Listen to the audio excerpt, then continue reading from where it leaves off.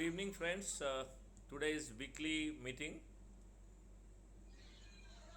and as we had decided that we will be holding meetings on every Thursday rather than every day.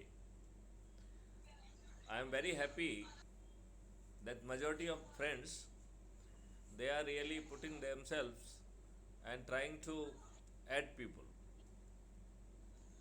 मैं यहाँ आप लोगों से एक निवेदन ये करना चाहूँगा कि हमें शख्सियत को जोड़ना है और शख्सियत को जोड़ना बहुत आवश्यक है क्योंकि हम समाज सेवी संगठन, प्रोफेशनल बॉडीज़, एनजीओज,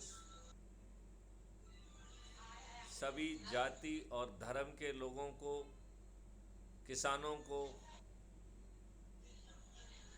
सभी संगठनों को यदि हम जोड़ेंगे तो हम बहुत जल्दी जो है अपने लक्ष्य को प्राप्त कर सकेंगे क्योंकि हमारी अभी जो प्रॉब्लम है वो यही है कि बहुत सारे लोग हैं, बहुत अच्छा कर रहे हैं, लेकिन वो सब आइसोलेटेड अपने सिलोज में वर्क कर रहे हैं, उनकी एनर्जी एक जगह पर जुड़ नहीं रही है। तो यदि हम जो है उनको अपने साथ जोड़ते हैं और इस जोड़ने में ना तो आप उनको कुछ अपना काम बदलने के लिए कह रहे हैं, तो जो जो कोई भी काम कर रहा है, चाहे कोई ब्लड डोनेशन में लगा हुआ है, कोई समाज सेवा में लगा हुआ है, कोई अनाथ आश्रम चला रहा है, कोई धर्मशाला चला रहा है, कोई गरीबों को खाना खिला रहा है, कोई कन्याओं को जो है ना अनाथ आश्रम चला रहा है, तो ऐसे बहुत सारे काम लोग बाग कर रहे हैं। ढेर सारे एनजीओज हैं, कोई आरटीआई के लिए काम कर रहा है, कोई तो कोई स्वास्थ्य में काम कर रहा है, लोगों की आंखें बनवा रहा है, घुटने बदलवा रहा है। तो ये हमारे संस्कार का हिस्सा है। भारतीय जो है संस्कार से जितना दान धर्म कर सकते हैं, ये हमारे संस्कारों में सिखाया गया है कि हम उसे करेंगे। अब हम आइसोलेटेड बैठ के जो भी कर रहे हैं उससे किसी का भला नहीं होगा। with the best of intentions, with the best of interest, with the best of things, we would be still making very little and isolated impact. बहुत थोड़ा और बहुत कम इम्पैक्ट जो है हम लोग अपने आइसोलेटेड उसमें कर पाएंगे। फॉर एग्जाम्पल, लोगों ने 2859 कुछ 21 सितंबर 2021 के हिसाब से इतनी तो पॉलिटिकल पार्टियां हैं। अब ये पॉलिटिकल पार्टी निश्चित तौर पे मैं मान के चलता हूँ कि किसी बड़े उद्देश्य से कुछ अचीव करने के लिए बनाई गई हैं, लेकिन बताइए ये आइसोलेटेड पार्टियां किसका भला कर रही हैं? यदि ये 2, 4, 10, 15 लोग 100 लोगों को, 1000 लोगों के वोट काट भी ले रहे हैं तो कुछ अच्छे लोगों के वोट कट जा रहे हैं, जिससे कि बुरे लोगों की जीतने की संभावना और बढ़ रही है। तो मेरा कहना है कि मैं उनको डिस्करेज नहीं करूँगा, उनको मना भी नहीं करूँगा। मैं केवल एक ही बात कहूँगा कि आप चाहे वो राजनीतिक पार्टी चला रहे हों, चाहे समाज सेवी संगठन चला रहे हों, चाहे और कोई दूसरा फिलैंथ्रोपिक एक्टिविटीज़ कर रहे हों, और हम तो कह रहे हैं कि why philanthropic, I am talking of spiritual activity, religious activity कर रहे हैं, तो आप वो करते रहिए। लेकिन हर व्यक्ति जो है इन सब के माध्यम से इनर पीस की सर्च कर रहा है, तो हमें उनको जोड़ना है। अब इसमें सवाल ये उठता है कि एज्यूम करिए कि अहमदाबाद में कोई समाज सेवी संगठन है, कोई जो है वो है, तो उसकी जानकारी मैथिली शरण गुप्त को नहीं होगी। तो मेरा सोचना है कि हम में से हर कोई यदि शालिग्राम जी नमस्कार। तो नमस्कार सर। नमस्कार। जी जी, तो मैंने कहा कि हम में से हर कोई जहाँ पर भी है एक सूची बनाए कि एनर्जी वाले लोग कौन से हैं, संस्थाएं कौन सी हैं, और संस्थाओं को ज़रा ज़्यादा अहमियत दी जाए। क्योंकि यदि हम संस्थाओं को अहमियत देंगे तो उनका जो वर्षों की मेहनत है वो उनके साथ जो है उन्हें जोड़ने में हमें सहूलियत मिलेगी। क्यों? क्योंकि उनकी अपनी एक वर्षों की क्रेडिबिलिटी है। और इस महाअभियान के लिए जहाँ की हमको अपराध मुक्त भारत बनाना है, क्या वो आज के वर्तमान चलते हुए राजनीतिक परिदृश्य में संभव है, जहाँ पर कि अब बाहुल्य में जो है अपराधियों को टिकट मिल रहे हैं और बाहुल्य में अपराधी जीत रहे हैं? क्या इस ऐसे राजनीतिक परिदृश्य में क्या अपराध मुक्त भारत जो है, क्या इन राजनेताओं के माध्यम से एक हकीकत हो सकता है क्या? मुझे ये दूर की कौड़ी दिख रही है, क्योंकि ये अपने पैरों पर जो है ना कुल्हाड़ी नहीं मारेंगे। दूसरी बात, ये सत्ता में आने के लिए इतना ज़्यादा पैसा खर्च कर रहे हैं, इनको हर चीज़ में पैसा खर्च करना पड़ रहा है। आईटी सेल चलाने में पैसा खर्च करना पड़ रहा है, सोशल मीडिया को जो है ना परचेज करने में इनको पैसा खर्च करना पड़ रहा है, प्रिंट मीडिया और इलेक्ट्रॉनिक मीडिया है उसको परचेज करने में इनको पैसा खर्च करना पड़ रहा है। फिर पैसे दे के बसें भेज के, कार्यकर्ताओं को भेज के जो है एन कैन प्रकार भीड़ इकट्ठी करते हैं, उसके लिए लंच डिनर की व्यवस्था करना पड़ रही है, और ऊपर से प्रति व्यक्ति को 500 रुपये भी देना पड़ रहा है। तो ये भाड़े की क्राउड बहुत महंगी पड़ रही है। और इसके बाद जो है फ्री भी बांटना है, दारू बांटना है, साड़ू बांटना है, सभी में पैसे लग रहे हैं। केवल एक चीज़ में पैसे नहीं लग रहे हैं, जाति और धर्म के आधार पर बांट के और अपना राजनीतिक उल्लू सीधा करने में अकेले पैसे खर्च नहीं हो रहे हैं, उसमें भी थोड़ा बहुत पैसा खर्च हो रहा है, लेकिन कुल मिला के ये बहुत ज़्यादा पैसा खर्च कर रहे हैं। और ये पहले दिन से ही रिटर्न ऑन इन्वेस्टमेंट पे काम कर रहे हैं। लिहाजा मुझे लगता है भ्रष्टाचार में डूबना भी इनकी एक मजबूरी है। तो अपराधी भी हैं और भ्रष्टाचारी भी हैं। तो ऐसी स्थिति में क्या हम इन राजनीतिक लोगों से ये अपेक्षा कर सकते हैं? जी जी, नमस्कार धनंजय जी। क्या मैं ये अपेक्षा कर सकते क्या हम ये अपेक्षा कर सकते हैं कि ये जो नियम कानून और व्यवस्था को वहाँ लाना होगा? क्योंकि एक चीज़ है, बिना थाने जाए एफआईआर तो दर्ज जो है ना कराना बाहर से भी संभव होगा, हालांकि उसके लिए बहुत मेहनत करना पड़ेगी, क्योंकि 5 तो जो है ना लीगल ऑप्शंस अवेलेबल हैं, फिर एडमिनिस्ट्रेटिव ऑप्शन अवेलेबल है, फिर लेजिस्लेटिव अकाउंटेबिलिटी वाला ऑप्शन भी अवेलेबल है, और फाइनल कॉन्स्टिट्यूशनल अकाउंटेबिलिटी का भी एक ऑप्शन अवेलेबल है। अभी तक इन लोगों ने इस कॉन्स्टिट्यूशनल अकाउंटेबिलिटी को बहुत जोर नहीं दिया है, क्योंकि ये दबती हुई नस का इलाका है। यदि जो है गवर्नर हर सप्ताह एक रिपोर्ट देता है, हर महीने एक रिपोर्ट प्रेसिडेंट को भेजता है कि क्या राज्य सरकारें संवैधानिक मशीनरी के अनुसार चल रही हैं, या तो यदि 50%, 60%, 70% एफआईआर दर्ज नहीं हो रही है, तो this is one of the core responsibility of the state government. तो जब इसकी एक कोर रिस्पॉन्सिबिलिटी है और उसका वो पालन नहीं कर रही है, तो वो संवैधानिक रिस्पॉन्सिबिलिटी भी है, सॉवरेन रिस्पॉन्सिबिलिटी भी है, और इसका वायलेशन जो है हर हालत में जो है it is a indication of failure of constitutional machinery. And इसकी रिपोर्ट यदि गवर्नर राजनीतिक उससे प्रदेश से बाहर निकल के यदि भेजते हैं, तो आर्टिकल 356 के तहत वो सरकार को गिराया जा सकता है। जैसे 92 में 3 सरकारों को गिराया गया था पहली रिस्पॉन्सिबिलिटी के लिए, फेलवर ऑफ लॉ एंड ऑर्डर, जिसमें मध्य प्रदेश की सरकार थी, राजस्थान की सरकार थी और उत्तर प्रदेश की सरकार थी। ऐसी 3 सरकारों को बाबरी मस्जिद इशू के बाद जो है ना गिराया गया था। लेकिन जो बाकी की चीज़ें हैं, जैसे 15 दिन में CFB के टेक्नो इंजन के माध्यम से अकाट्य साक्ष्यों को इकट्ठा करके न्यायालय में, कोर्ट में चालान पेश होना, ये तब तक संभव नहीं होगा जबकि सरकार इस तरीके के इनेक्टमेंट ना लाए, बाध्यता ना लाए, और हमारे सीएफबी का जो टेक्नो इंजन है उसको वो एक लीगल सेक्रेटरी प्रोवाइड ना करे। क्योंकि इसके लिए हमने एक ड्राफ्ट लॉ बना के भी गवर्नमेंट ऑफ इंडिया को भेजा है, लेकिन उसका इनेक्टमेंट तो करना पड़ेगा ना। तो क्या उसका इनेक्टमेंट इतनी आसानी से होगा? क्या वर्तमान हमारा राजनीतिक नेतृत्व जो हमारे वोट से ही जीता है, क्या उसे करेगा?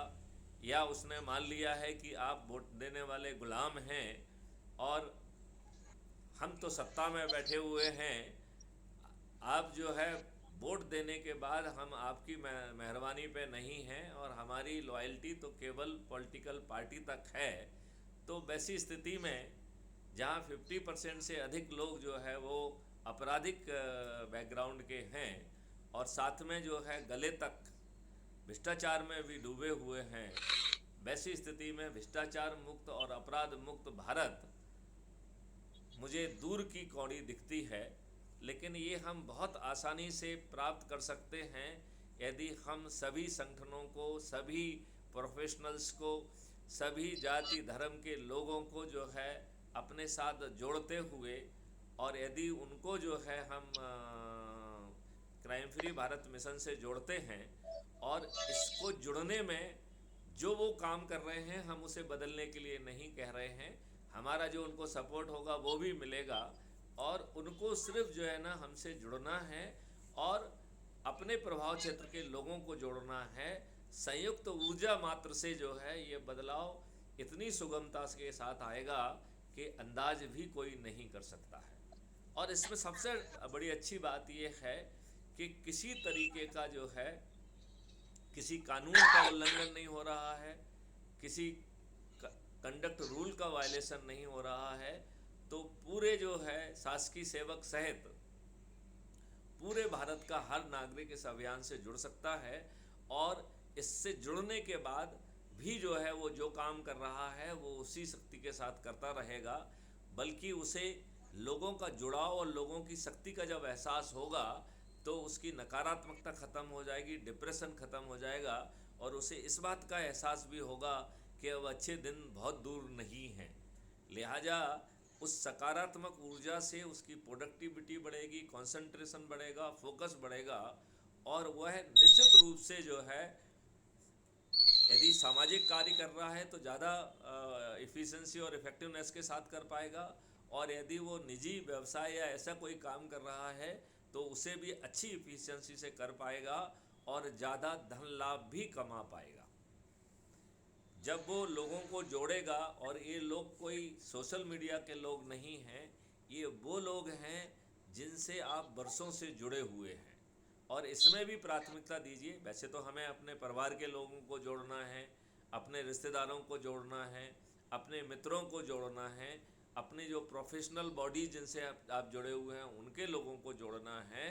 लेकिन जिनसे आप नहीं भी जुड़े हैं और आपके आसपास जो बॉडीज़ हैं जो कि आप जान रहे हैं कि वो ऊर्जावान भी हैं और अपने ध्येय के साथ लगे हुए हैं, तो ऐसे लोगों की यदि हम सूची बनाएंगे और उनको संपर्क करेंगे तो हम ज़्यादा ऑर्गेनाइज तरीके से अपने लक्ष्य को बहुत जल्दी हासिल कर पाएंगे।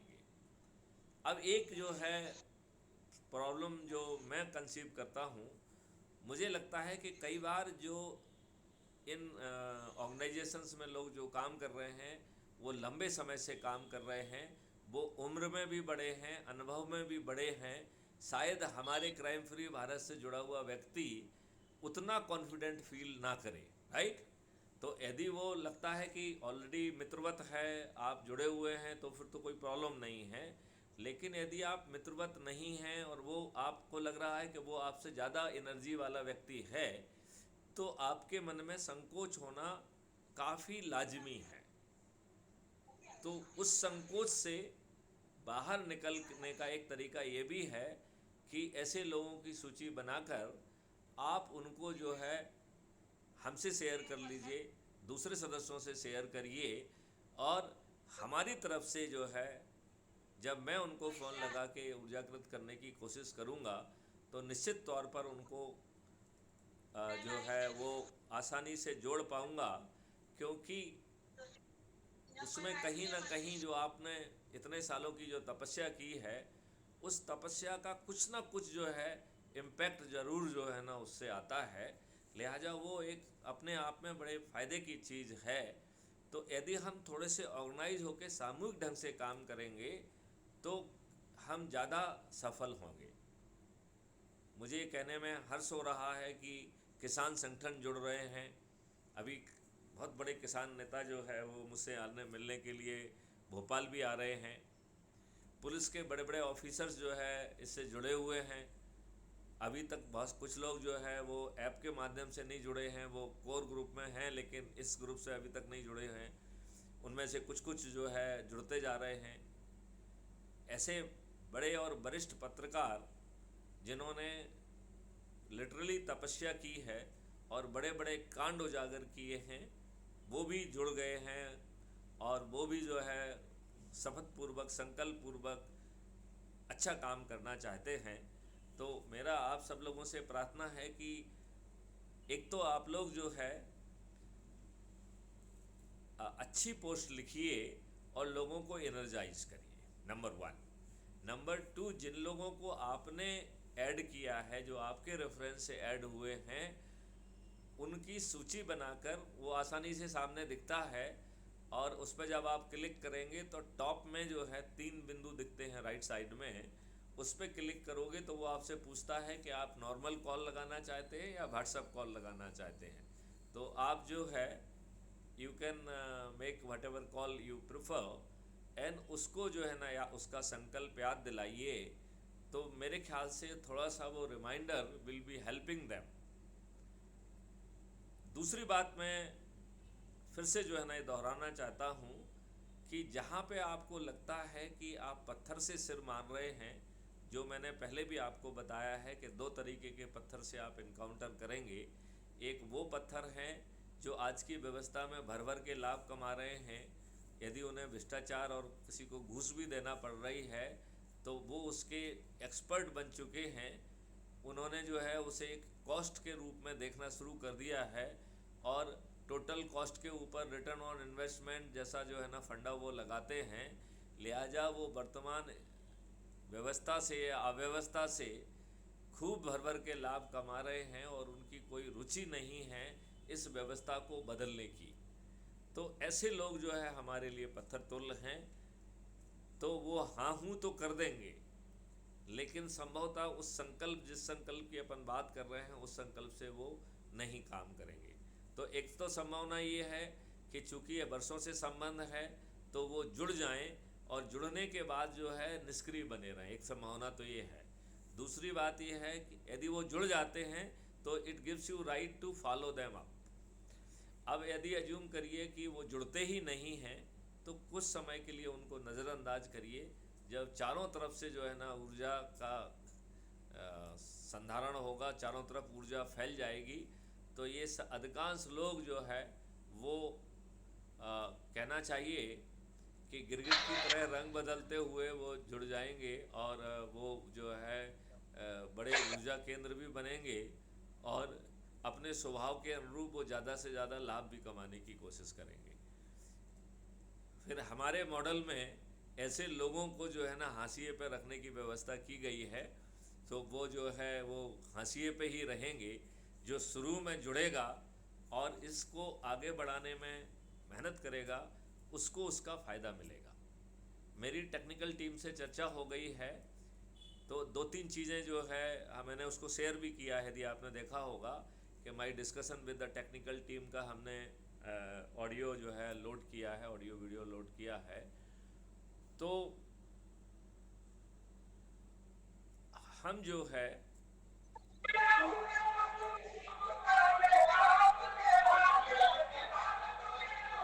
ये बैकग्राउंड म्यूजिक को ज़रा बंद करें।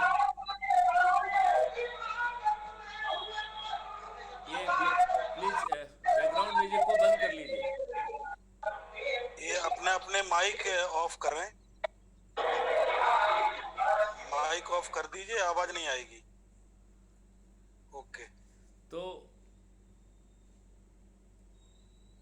हमें जो है दूसरे तरीके के जो पत्थर हैं उनको भी कुछ समय के लिए नज़रअंदाज कर दें और हम अपनी एनर्जी जो है उन लोगों पे लगाएं जो सच में जो है ऊर्जा के स्रोत हैं, जो बहुत आसानी से जो है उनको बहुत कम एफर्ट्स में वो आपसे जुड़ेंगे भी और काम भी करेंगे। क्यों? क्योंकि वो ऐसे ही अवसरों को खोज रहे थे। उनको तो एक मुंह मांगी मुराद मिल गई है, उनको एक रास्ता मिल गया है, उनको एक तरीका मिल गया है। सही मायने में देखा जाए तो वो ऐसे ही तरीके की खोज में थे। तो जैसा आप उनको जोड़ना चाह रहे हैं, वो पहले से ही जुड़ने के लिए व्याकुल हैं और वो आसानी से दूसरे लोगों को भी जोड़ेंगे। तो एक बार फिर से मैं ये बात कहना चाहूँगा कि हम थोड़े से सिस्टमिक होके काम करें। हम पहले संस्थाओं को देखें और स्पेशली उन संस्थाओं को, उन लोगों को देखें जिन्होंने कई वर्षों से जो है अपना सब कुछ लगा दिया है और बहुत ही डेडिकेटेड होकर वो जो है जो भी काम कर रहे हैं वो उसे करने की कोशिश कर रहे हैं। यदि हम ऐसे जो है समाज सेवी, ऐसे संस्कारी, ऐसे ऊर्जावान लोगों को यदि हम जोड़ पाएंगे तो निश्चित रूप से जो है ना इसका असर पड़ेगा। तो मुझे जो कुछ बात कहना थी वो यही बात कहना थी। और मैं ये देख रहा हूँ कि करीबन जो है 174 लोग जो है वो पूर्णतया इनएक्टिव हैं। तो जब हम संकल्प के साथ जुड़े हुए हैं तो हमें इनएक्टिव रहने का हक नहीं बनता है। We have forgone our right to be inactive. तो मेरा अनुरोध है कि जिसने उनको जोड़ा है वो निश्चित रूप से याद दिलाएं उनको। 3 संकल्प हैं। यदि आपने संकल्प नहीं दिलाया है तो जो लोग आपके जुड़ गए हैं उनको फ़ोन लगा के वो संकल्प अभी दिलाइए। उनका पहला संकल्प है, जिनके पास ज़्यादा ऊर्जा है वो 10 लोगों को प्रतिदिन जोड़ें और 9 दिन तक जोड़ना है। कुल 90 लोगों को जोड़ना है और ये 90 लोग ऊर्जावान होना चाहिए जो कि जो है वो इसी तरीके से संकल्प के साथ 10 लोगों को 9 दिन तक जोड़ेंगे।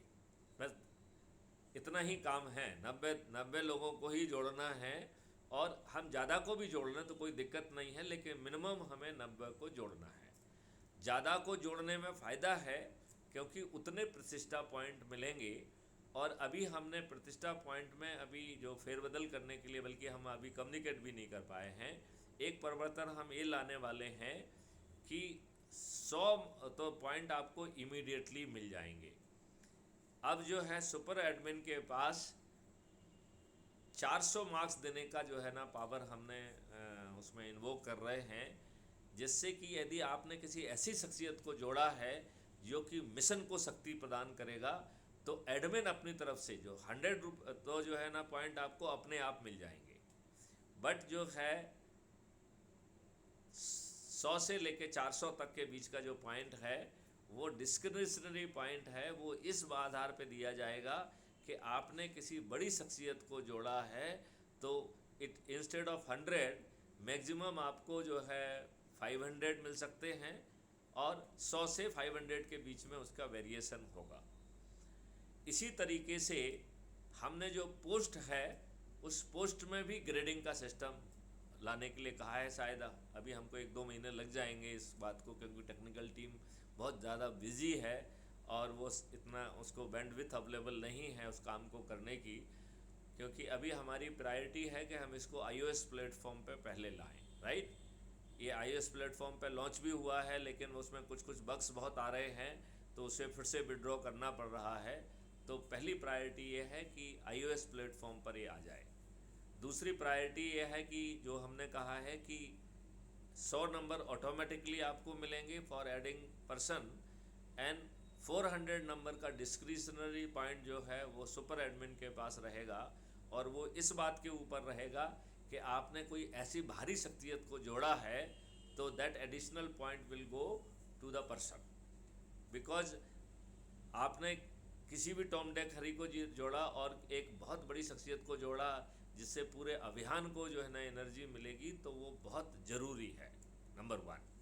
नंबर 2 जो है जो आप पोस्ट डालेंगे वो अभी पोस्ट पे मार्क्स नहीं मिल रहा है, जो बेस्ट पोस्ट पे आपको कुछ कुछ मार्क्स मिलते हैं, अब जो है आपको हर पोस्ट पे मार्क्स मिलेंगे और वो जो है उसका वेरिएशन है 1 से 5 का।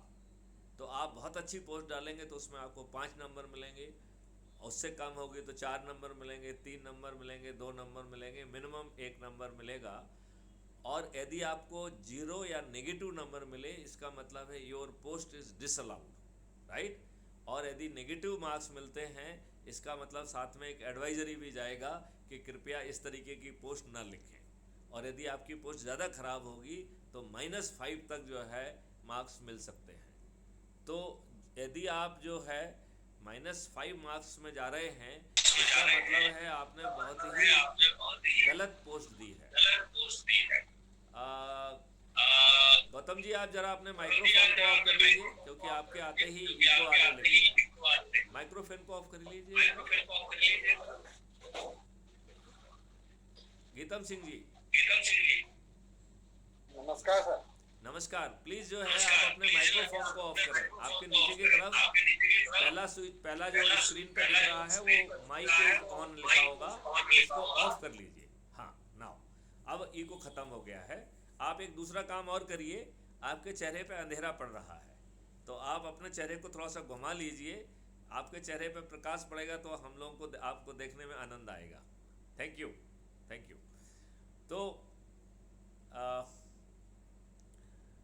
आपको जो है ना ये पोस्ट वाला भी जो है उसमें ग्रेडिंग का सिस्टम कर दिया गया है जिससे कि फालतू की पोस्ट ना आए और अच्छी पोस्ट को जो है ना क्रेडिट किया जाए और हम सब लोग मोटिवेशनल पोस्ट डालें। हम सालिग्राम जी का देख रहे हैं, बहुत अच्छी पोस्ट लिख रहे हैं, बहुत सारे लोग और भी लिख रहे हैं, और अफसर साहब भी बहुत लिख रहे हैं, तो बहुत सारे लोग लिख रहे हैं। मुझे लग रहा है कि हमारे सभी लोगों को लिखना चाहिए, उसका एक बड़ा क्यूमुलेटिव इम्पैक्ट आएगा।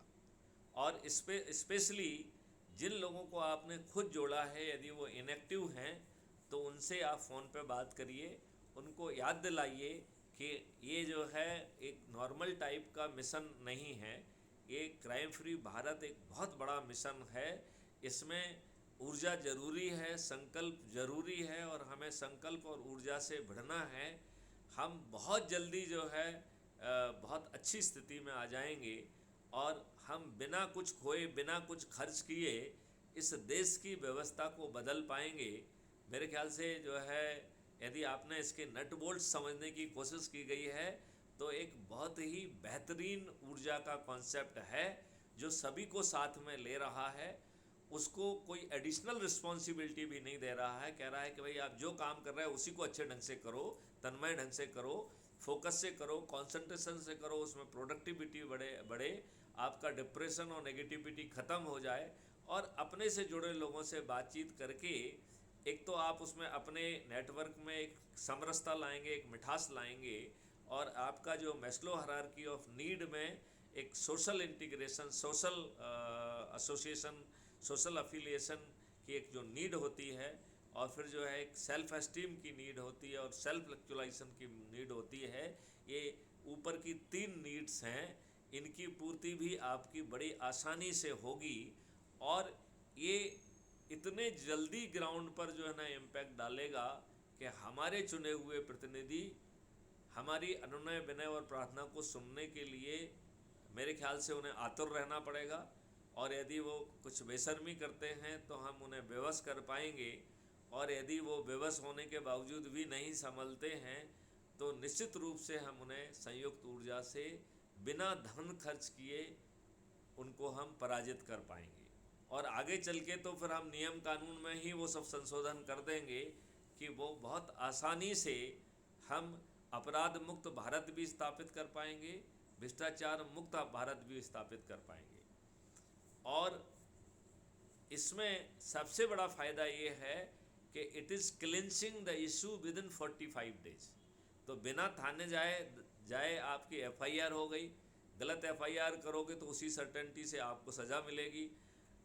15 दिन में क्राइम फ्री भारत का टेक्नो इंजन साक्ष्य कहीं पर भी हो उनको कैप्चर करके इनफेलिबल शेप में कोर्ट में और पुलिस को सपुर्द करते हुए 15 दिन में सर्टेनिटी के साथ चालान पेश होगा और video based trial system, distributed video based trial system के माध्यम से आज की तुलना में 1000 गुना ज़्यादा ट्रांसपेरेंट एंड इफेक्टिव ट्रायल, और वो भी 7 दिन से 30 दिन के बीच में कंक्लूड होगा।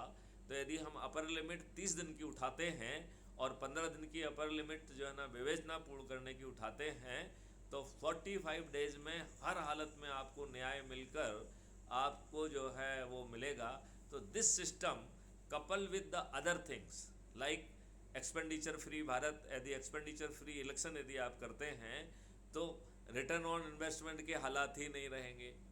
यदि आप जो है साइबर क्राइम फ्री भारत, तो बड़ी आसानी से 6 महीने से में हासिल किया जा सकता है। केवल लचर व्यवस्था को बदलने की ज़रूरत है। बहुत ही आसान काम है, कभी हम आपको इस बारे में समझाएंगे। और फिर जो है हम पेपर करेंसी फ्री भारत बहुत आसानी से कर सकते हैं। और जैसे ही आपने पेपर करेंसी फ्री भारत किया, आपकी 99% प्रॉब्लम विलुप्त हो जाएगी। ना हवाला होगा, ना भ्रष्टाचार होगा, ना जो है ना ड्रग और नारकोटिक्स का जो है ना गैंग चल पाएंगी, ना हथियारों की गैंग चल पाएंगी, ना टुकड़े टुकड़े गैंग होंगी, ना नक्सल गैंग होंगी। जितनी भी जो है बाहर से ये फ्यूलिंग इनकी हो रही है वो ड्राई हो जाएगी और ये सब जो है ना निष्क्रिय हो जाएंगी। और यदि इनमें से कुछ जैसा भी कुछ करते हैं तो उनका संज्ञान तत्काल हो जाएगा। 15 दिन में जो है ना चालान पेश पूर्ण हो जाएगा और 30 दिन में वो जेल में भी लॉक हो जाएंगे। तो जो आज जो अपराध करके वो अपनी पूरी ज़िंदगी अच्छे ढंग से जी के निकल जाते हैं और उनका कुछ नहीं बिगड़ता है, कम से कम जो है वो उससे जो है ऐसा जो है उनको लाभ नहीं मिलेगा। और एक हम अच्छे भारत की जो है ना स्थापना कर पाएंगे, हम एक टैक्स फ्री भारत की स्थापना कर पाएंगे, हम एक इंटीग्रेटेड फार्मिंग वाला जो कॉन्सेप्ट है जो अभी तक मैंने ठीक ढंग से शेयर नहीं किया है, it is a very powerful concept जो हमारे किसानों की आमदनी 5 गुना बढ़ा देगा। मतलब इतना पावरफुल कॉन्सेप्ट है कि किसानों को कुछ ना तो करना होगा, ना उनका ज्ञान बढ़ाया जाएगा। बहुत अच्छा है मेरे ख्याल से सालिग्राम जी, कुछ 1-2 एग्रीकल्चर साइंटिस्ट और उन सब लोगों के साथ जो है मेरे ख्याल से 4 या 5 सेशन में हम उसको एक्सप्लेन कर पाएंगे। It is a such a powerful concept. ये डिमांड पर सप्लाई को भी बैलेंस कर देगा, ये जो है आपकी जितनी समस्याएं हैं उनको दूर कर देगा, आपका जो है केमिकल फर्टिलाइज़र पेस्टिसाइड्स की समस्या ख़त्म कर देगा, आपके हार्मोनल जो अभी इंजेक्शन लगाने की चीज़ें हैं वो अपने आप विलुप्त हो जाएंगी। और जो अभी पाइपलाइन के लोग डिस्टॉर्टेड प्रॉफिट ले रहे हैं वो प्रॉफिट ख़त्म हो जाएगी और किसानों की आइडेंटिटी जो है उसके प्रोडक्ट के साथ ट्रेवल करेगी till it reaches to the last consumer. भारतीय कंज्यूमर जो है ना से 2 MSP से 3 MSP का जो है ना भुगतान लिया जाएगा। 1 MSP तो जब उसके खेत से बाहर माल निकला उसी मूवमेंट उसको भुगतान हो जाएगा और रिमेनिंग जो अमाउंट है दैट विल कम, और उसी से जो है जो बीच की सर्विसेज हैं, चाहे वो क्वालिटी की चेक की सर्विस हो, चाहे ट्रांसपोर्टेशन की हो, चाहे वेयर हाउसिंग की हो, चाहे डिस्ट्रीब्यूशन की हो या क्वालिटी चेक की हो, ये सब जो कॉस्ट हैं that will be mated out with in जो है ना 2 MSP से 1 MSP तो पहले दिन ही चला गया जिस दिन वो निकला, और 1 MSP से 2 MSP के बीच का जो है पैसे से ये काम किया जाएगा। और विदेशों में इसको जो है 10 MSP से 100 MSP पे बेचा जाएगा, क्योंकि हम रॉ मटेरियल की बजाय उसको जो है ग्रेडेड जो है प्रोटीन रिच कर देंगे, उसको ग्रेडेड करके it will become the treatment, the food itself will become the treatment of your disease. तो जब आप जो है ना इस तरीके का औषधि युक्त जो है प्रोटीन रिच जो है चीज़ें बेचेंगे रादर देन जो है ना रॉ मटेरियल गेहूँ चना, तो आप जो है उसको 10 to 100 MSP आसानी से जो है विदेशों से पा पाएंगे। और उसमें भी उनका जो बेचने का सिस्टम रहेगा वो फ्रेंचाइज मॉडल पे रहेगा। जैसे रामदेव महाराज की जो पतंजलि की दुकान है, ऐसे ही जो NRIs हैं दे विल बिकम जो है ना franchise of the crime free Bharat agro model. And हम रातों रात अपने किसानों को 5 गुना आय बढ़ा पाएंगे और आने वाले 5 साल में तो मुझे लगता है कि उनकी आय हम 25 गुना बढ़ा पाएंगे। और चूँकि जो है लेबर से लेके हर किसी को भुगतान जो है वो CFB का एग्रो मॉडल सेपरेटली कर रहा है, लिहाजा जो इस बढ़ी हुई समृद्धि है इसको सभी को इक्विटेबली डिस्ट्रीब्यूट कर दिया जाएगा। इवन शुरू में जो मजदूर है उसे जो है हमने जो सोचा हुआ है कि उसका जो परचेजिंग पावर है, अब आप कहेंगे कि साहब मैं परचेजिंग पावर क्यों कह रहा हूँ, क्योंकि उसे हर चीज़ 50% डिस्काउंट पे मिलेगी, तो हम उसे 25,000 का भुगतान करेंगे, बट उसकी परचेजिंग पावर विल बिकम 50,000। अब आप अज्यूम करिए कि यदि वो 50,000 रुपीज़ कमा रहा है एक व्यक्ति, और उसके परिवार में यदि 4 व्यक्ति हैं जो कि मेहनत मजदूरी कर रहे हैं, उनको स्पेशलाइज ट्रेनिंग देके उनको सपोर्ट सिस्टम के लिए बसेस भी रहेंगी, क्रचेज भी रहेंगी, और वो जो है यदि 2 लाख रुपए महीने कमा रहा है, तो वो अच्छे घर, अच्छी जो है ना प्रोटीन रिच डाइट और एक हेल्दी लाइफ और with entertainment and everything, he can certainly afford it. And crime free Bharat उसको जो है कंसेशनल रेट पे वो सब चीज़ें मुहैया भी करा देगा। तो it is such a powerful system कि जिसमें हमें करेंसी की और कॉस्ट की, इन दोनों चीज़ों का जो है ना बाधा नहीं आएगी। ऐसा वंडरफुल कॉन्सेप्ट जो है that has been already conceptualize and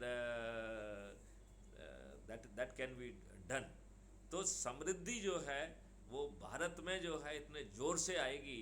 अभी हम लोग जो है ना गरीबी हैं, दारू जो है ना बेच जो है बांट के वोट कबाड़ रहे हैं, गरीब और फ्री भी बांट के वोट कबाड़ रहे हैं।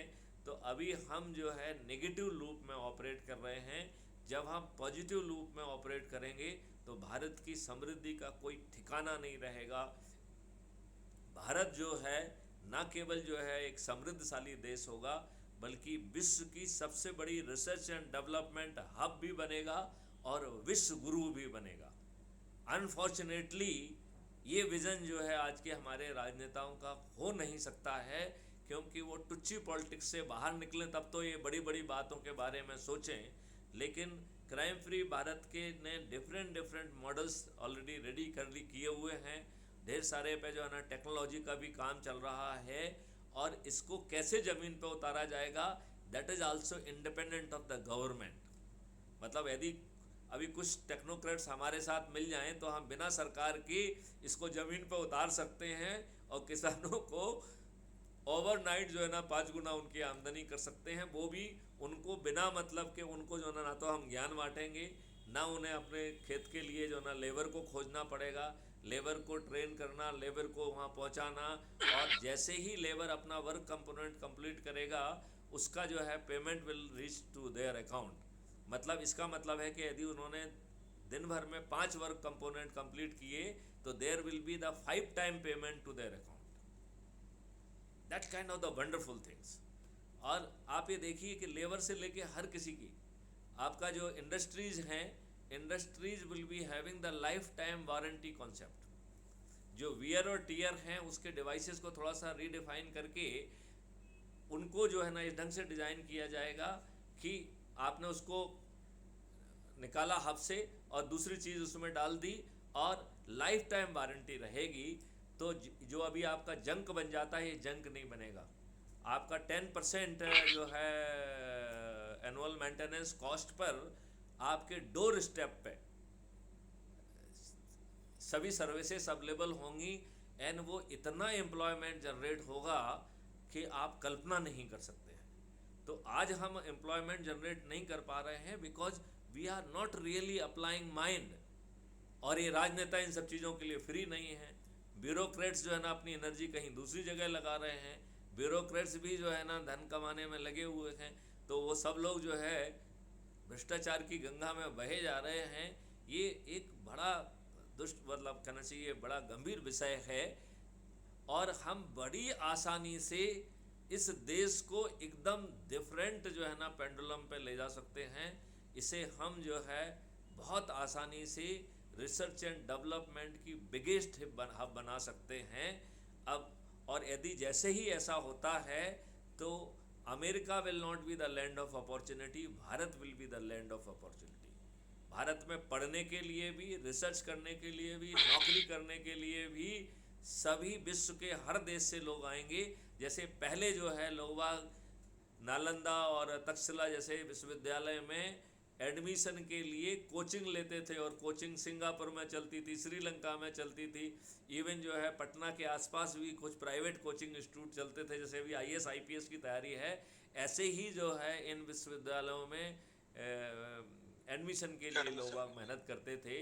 और उन वो जो है पहाड़ी रूट से चाइना से आते थे, और इतना दुर्गम रूट होता था कि कई लोग तो जो है रास्ते में ही उनकी मौत हो जाती थी।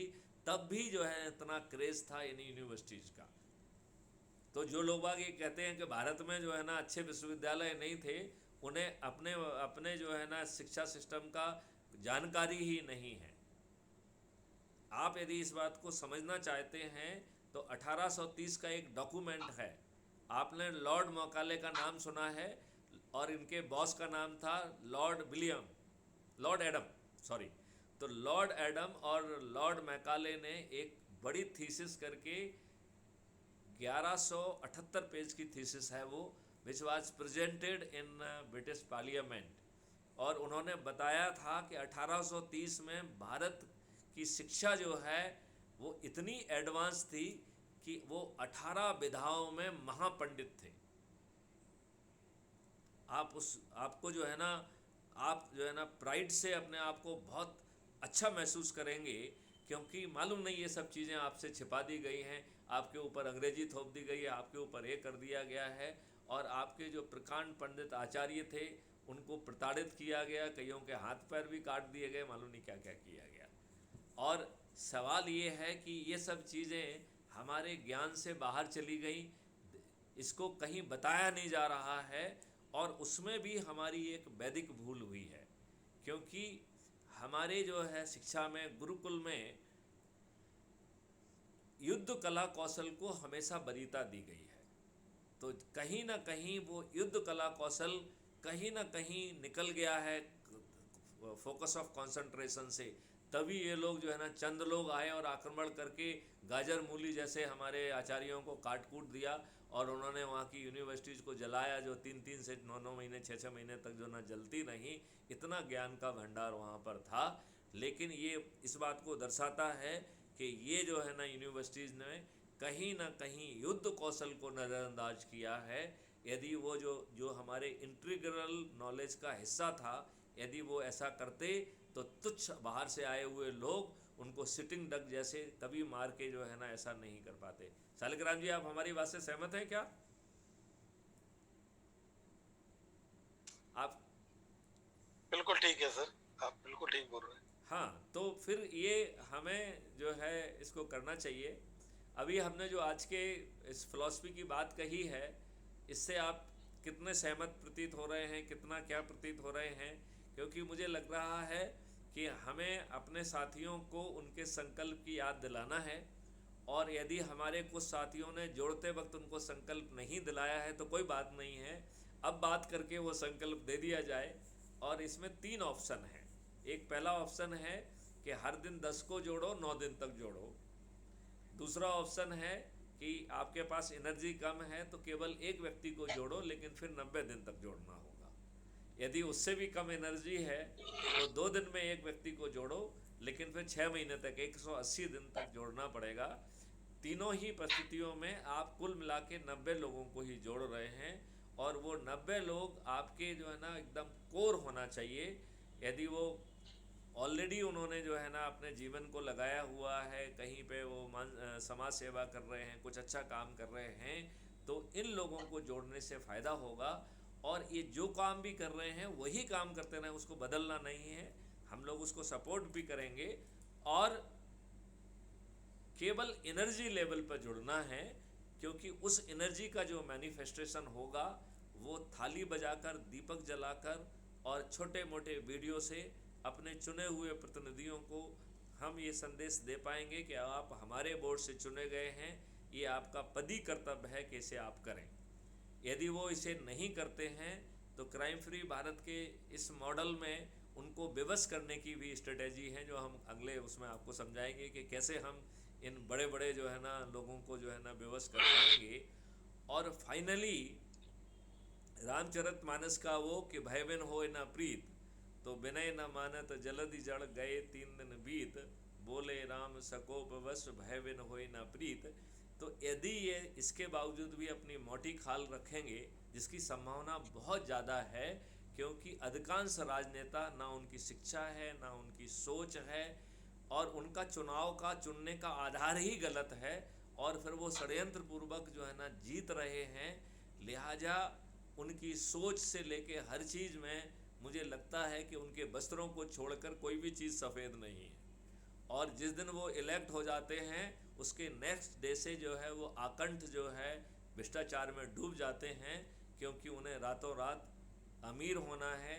उनके पास जो है ना इवन सरपंचों के पास फॉर्च्यूनर वगैरह जैसे बड़ी बड़ी गाड़ियां आ जाती हैं, वो कहाँ से पैदा होती हैं? ये भ्रष्टाचार का जो है नुक्सा वो इतने जल्दी कहाँ से सीख लेते हैं? ये भी एक समझने वाली बात है।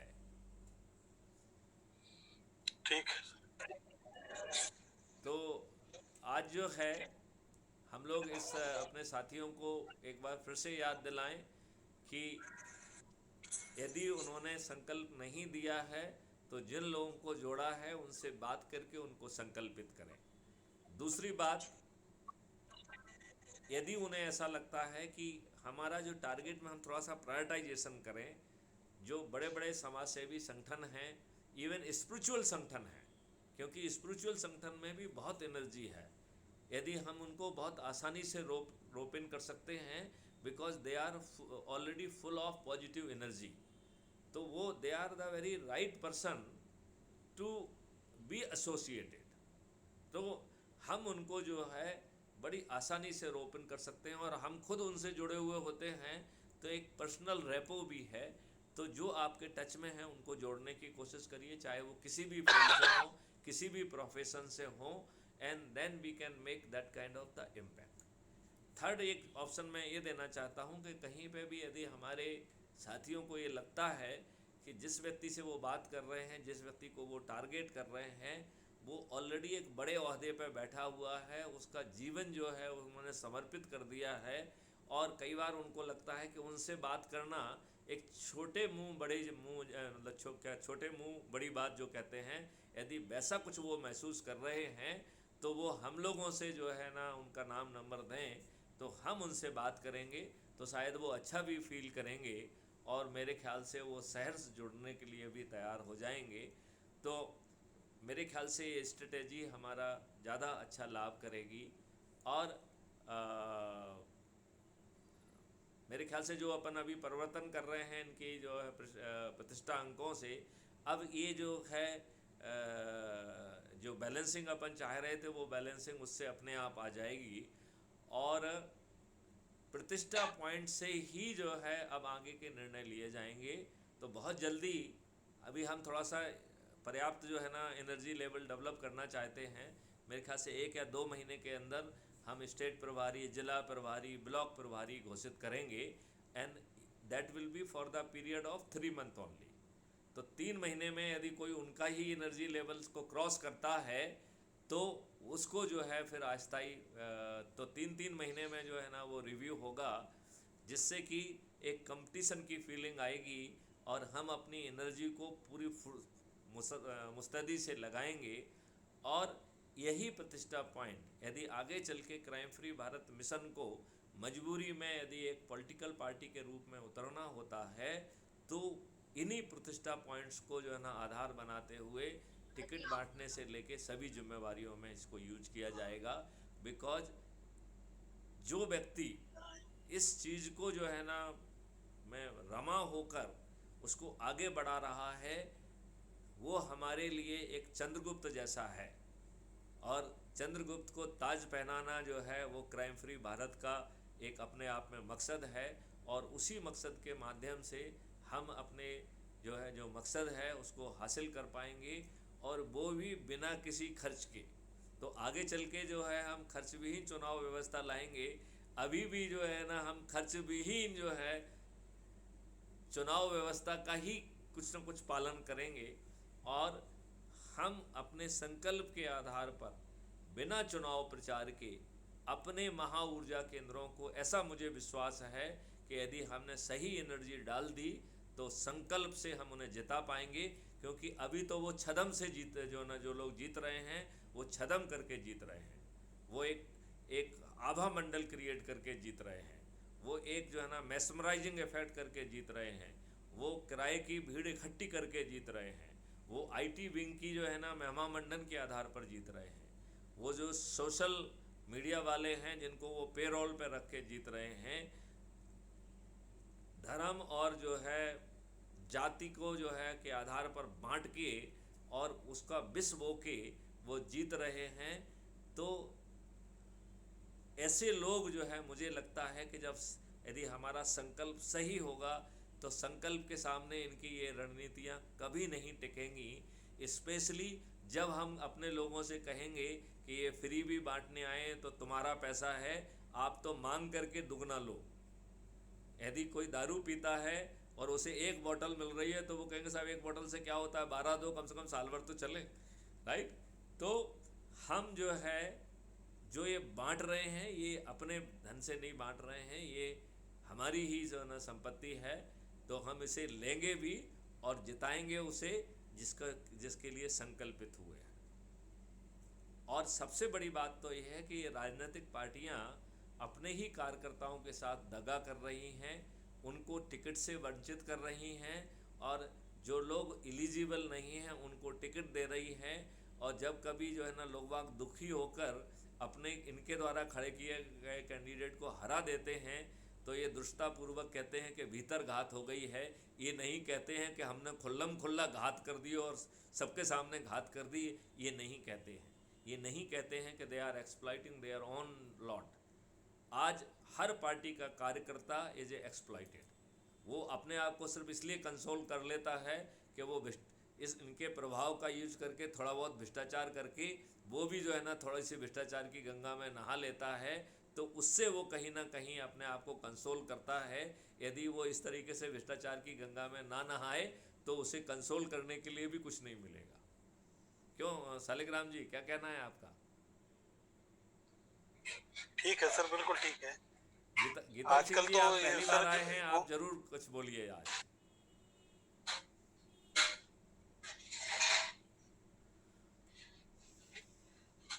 ये माइक्रो फोन ऑन करना होगा। गीतम सिंह जी, आप अपना माइक्रोफोन को ऑन कर लीजिए। और हाँ, अभी आपका। हाँ जी सर, सबसे पहले मैं आपको प्रणाम करता हूँ और मैं आपकी बात से 100% सहमत हूँ। मैं इसके लिए चाह रहा हूँ और इसमें लगा हुआ हूँ लोगों को बढ़ाने के लिए।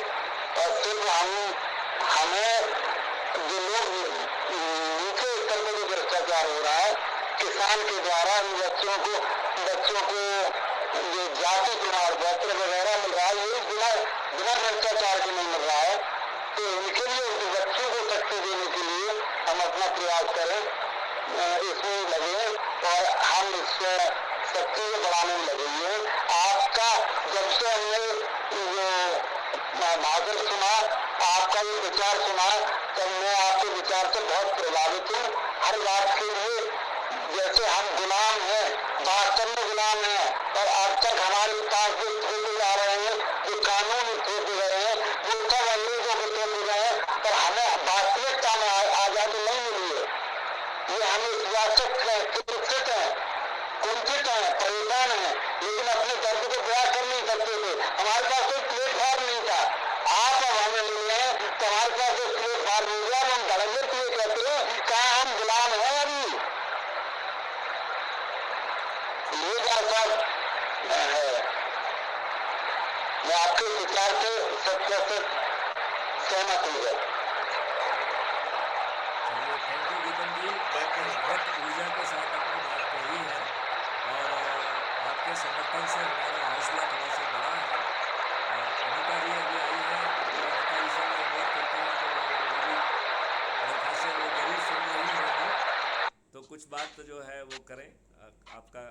आपने सुना है, आपका जो हमने विचार रखे हैं उसका समर्थन में भी आप कुछ कह सकते हैं, आप इंडिपेंडेंट भी कुछ बात कह सकते हैं।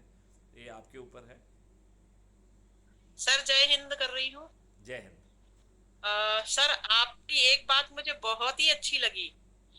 आपने गुरुकुल की जो बातें बताई हैं कि उसमें एक सब्जेक्ट जो युद्ध का हुआ करता था वो क्यों हटाया, उसको कंटिन्यूएशन में रहना चाहिए एज ए चॉइस, क्योंकि जैसे हिंदी या संस्कृत चॉइस में रखते हैं तो ये अपना सनातन जब चला आ रहा है शुरू से सनातन में गुरुकुलों में, तो इस सब्जेक्ट को क्यों हटाया सर? ये बहुत इंपॉर्टेंट है आपका, और ये मुझे बहुत अच्छा लगा। वैसे तो आपके सारे पॉइंट बहुत ही अच्छे हैं, इन पर कोई ध्यान ही नहीं देता है। देखिए मैं आपको एक चीज़ और बताऊं, ये इसलिए भी और आवश्यक है क्योंकि भारत की हर जनता जो है एक पुलिस ऑफिसर है, जो मैंने आपको कई बार समझाया है। वो 39 सीआरपीसी के तहत उसे संज्ञेय अपराध का संज्ञान कराने का हक है। 43 सीआरपीसी के तहत भारत के हर नागरिक को, हर प्राइवेट पार्टी को पुलिस के खड़े रहते हुए भी गिरफ्तार करने का अधिकार है। और अपनी खुद की जान बचाने के लिए या अपने किसी आसपास उपस्थित व्यक्ति की जान बचाने के लिए वो सेल्फ डिफेंस में सामने वाले की वॉलंटरली डेथ भी कारित कर सकता है, ये हक है। पुलिस जो है, जो एनकाउंटर में जो प्राइवेट राइट का जो है ना, डिफेंस का जो है, जो अधिकार का यूज करती है, वो पुलिस के लिए नहीं है, वो आम जनता के लिए है। और ये बड़ा दुख की बात है कि वही पुलिस, जब कोई व्यक्ति किसी दूसरे की जान बचाते हुए किसी के साथ बलात्कार हो रहा है, ऐसे बलात्कारी को गोली मार देता है कोई, तो पुलिस जो है ना निर्लज्जता से उसे जो है हत्या के अपराध में बंद कर देती है और वो उसे लाभ नहीं देती है जो कानून ने ऑलरेडी दिया हुआ है। तो जब कानून ने जो लाभ दिया हुआ है उसे पुलिस ना देने वाली कौन होती है? पुलिस क्या कानून से ऊपर है? तो हमने इन संस्थाओं को जो है ना, चूंकि ये लॉर्ड्स हैं, तो लॉर्ड्स जो है ना गुलामों के लिए हैं, इसलिए आपकी कोई सुनने वाला नहीं है। अन्यथा भारत का हर नागरिक जो है as a police officer, I am the police officer, जो कि यूनिफॉर्म डॉन करता था, आप जो है यूनिफॉर्म नहीं पहनती हैं, नहीं पहनते हैं, लेकिन आप भी पुलिस ऑफिसर हैं, क्योंकि आप अज्ञान जो है अपराध के संज्ञान लेने से, अरेस्ट करने से, इवन प्राइवेट डिफेंस में, सेल्फ डिफेंस में किसी की वॉलंटरली डेथ कारित करने तक का अधिकार आपको प्राप्त है। तो ये और ज़्यादा आवश्यकता है कि आपको शारीरिक ट्रेनिंग भी दी जाए, आपको हथियारों की भी ट्रेनिंग दी जाए, जिससे यदि आपके आसपास किसी के जान को संकट होता है, जैसे वो फ़ोन करके कहते हैं कि हम जो है छुरा भोंकने आ रहे हैं, तो वहाँ यदि 4 आदमी पहुँच के उसको शूट करने के लिए पहुँच जाए तो कोई छुरा भोंकने वाला कहीं नहीं पहुँचेगा। बात सही है कि नहीं है? वो आज छुरा भोंकने वाला इसलिए पहुंच रहा है कि उसे मालूम है कि कायरों की फौज खड़ी हुई है, इनको जो अधिकार प्राप्त हैं वो इनसे छिपा के रखे गए हैं। आपको मालूम था कि आप एक पुलिस ऑफिसर हैं, आपको राइट टू अरेस्ट है? मेरे ख्याल से भारत के अधिकांश लोगों को ये जानकारी नहीं है कि they are having the right to arrest. हाँ जी, गीतम जी, आप कुछ कहना चाहते हैं?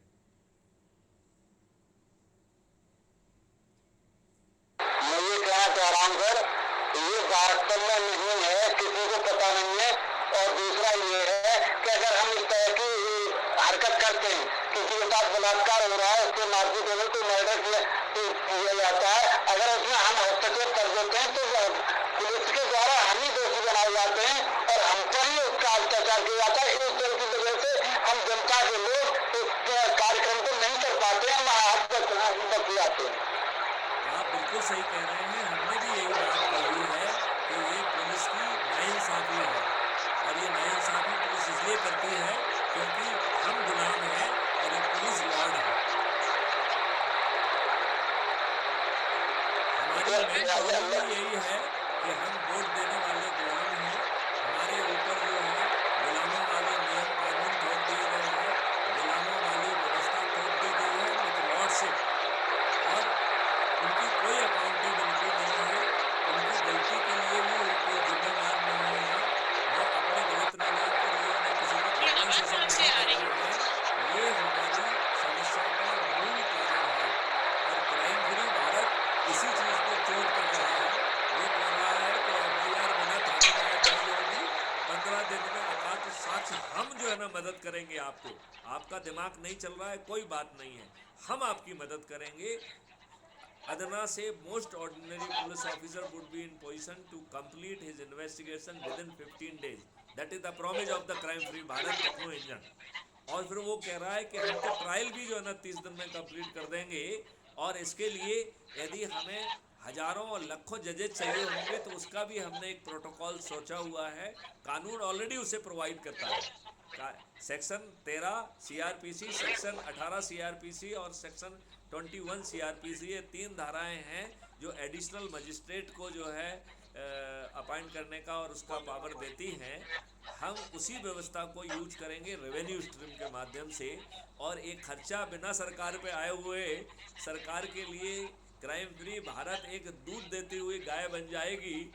और वो इतनी बड़ी गाय होगी, इतना दूध देगी कि जितना आप टैक्स से कमा रहे हो इससे 10 टाइम्स पैसा जो है ना वो क्राइम फ्री भारत पैदा करेगा, 10 टाइम्स। तो आपकी इंटरनल एक्सटर्नल सिक्योरिटी और आपकी बाकी चीज़ें बिना टैक्स जो है पे लादे हुए वो पूरी हो जाएंगी। और इसके बावजूद भी जो इसका जो एग्रो मॉडल है और जो बाकी मॉडल हैं, इंक्लूडिंग दैट बेसिकली कहना चाहिए पेपर करेंसी फ्री भारत है, जिसमें कि 2% ट्रांजैक्शन फीस का प्रावधान होगा। That will be creating 10 times more revenue which government is earning at the moment. इसका मतलब ये है कि हमें इंटरनल सिक्योरिटी के लिए, एक्सटर्नल सिक्योरिटी के लिए, इंफ्रास्ट्रक्चर के लिए आज की तुलना में ज़्यादा धन उपलब्ध होगा, और उसमें भ्रष्टाचार करना की संभावना ही नहीं होगी। ये किसी की औकात ही नहीं होगी कि वो भ्रष्टाचार कर दे, और धोखे से वो करेगा तो इंजन खुद रिपोर्ट कर देगा। 15 दिन में उसकी विवेचना पूर्ण हो जाएगी, और 30 दिन में जो ना उसका कोर्ट का डिसीजन भी हो जाएगा, और वो व्यक्ति जेल में सड़ने के लिए मजबूर होगा। लिहाजा भ्रष्टाचार स्वतः विलोपित हो जाएगा, भ्रष्टाचार विलोपित हो जाएगा, हवाला विलोपित हो जाएगा, आपके जो है ना ये नक्सल गैंग विलोपित हो जाएंगे, ड्रग नारकोटिक्स माफिया विलोपित हो जाएंगे, टुकड़े टुकड़े गैंग विलोपित हो जाएंगे। देखा जाए तो भारत की जितनी भी समस्या है वो सिंगल स्ट्रोक में पेपर करेंसी फ्री भारत करके हम सिंगल स्ट्रोक में भारत की 99% प्रॉब्लम को सॉल्व कर सकते हैं। शालिग्राम जी, आप मेरी बात से सहमत हैं क्या? हाँ जी बिल्कुल सर, तो कई बार सुन चुका हूँ, और ये बात तो उसी पर काम करने की बात हो रही है। एक बात आपने ये कहा कि हम सरकार को मजबूर करेंगे, हम मजबूर सरकार को नहीं, हम अपनी सरकार बना के इम्प्लीमेंट करेंगे। देखो मैं इसलिए कह रहा हूँ कि हम मजबूर करेंगे क्योंकि हमें मर्यादा पुरुषोत्तम राम का आदर्श कह रहा है कि वो हमारे चुने हुए प्रतिनिधि हैं, उनका कर्तव्य है। तो एक बार हम उनके कर्तव्य को तो ज़रा याद दिलाएं। यदि वो नहीं करेंगे तो फिर उनको विवश करेंगे, नहीं करेंगे तो फिर फाइनली पराजित करेंगे। जैसे भगवान राम ने कहा कि विनय न मानत जलधि जड़ गए 3 दिन बीत, बोले राम सकोप वश भय बिन होए न प्रीत। नहीं, जरूरी है सर, जरूरी है। तो मेरे ख्याल से जो है करीबन 28 जो है पार्टिसिपेंट जो है वो बैकग्राउंड में खड़े हुए हैं, वो भी सुन रहे हैं। मैं चाहूँगा कि इसको जो है बहुत जल्दी, कल तक तो हम इसको अपलोड कर देंगे तो बाकी लोग साथ सीधे वीडियो को भी देख पाएंगे। और मैं चाहूँगा कि अब हम ज़रा ज़्यादा एनर्जी से काम करें, ज़्यादा फोकस्ड होके काम करें, और भारत का हर नागरिक कुछ न कुछ अच्छा कर रहा है। हमें सिर्फ नज़र चाहिए उनको पहचानने की, उनकी सूची बनाएं, उनको कांटेक्ट करें। ये अभियान जो है इतने जल्दी जो है करोड़ों में पहुंचेगा, और जैसे ही आप पहुंचेंगे हमारा जो है थाली बजाना, दीपक जलाना और छोटे छोटे वीडियो के माध्यम से अपने चुने हुए प्रतिनिधियों से अनुनय विनय प्रार्थना करने का जो फ़र्ज़ है, क्योंकि हम उसे एक रणनीति की बजाय यूज़ करेंगे कि हमने उनको मौका दिया, हम उनको विवश होने का भी मौका देंगे। और यदि वो नहीं होंगे तो फिर जो है ना अंतिम विकल्प के बतौर जो है पराजित करने के अतिरिक्त और कोई विकल्प शेष नहीं रह जाएगा। तो धर्म युद्ध मानते हुए पराजित भी करेंगे। क्योंकि हमारा मानना है कि भगवान कृष्ण ने गीता में बहुत सही बात कही है, हे पार्थ गांधी उठाओ, ये धर्म युद्ध है, इसे करना ही होगा, वरना यह दुनिया तुम्हें एक कायर के रूप में याद करेगी, तुम एक धनुर्धारी के रूप में याद नहीं किए जाओगे।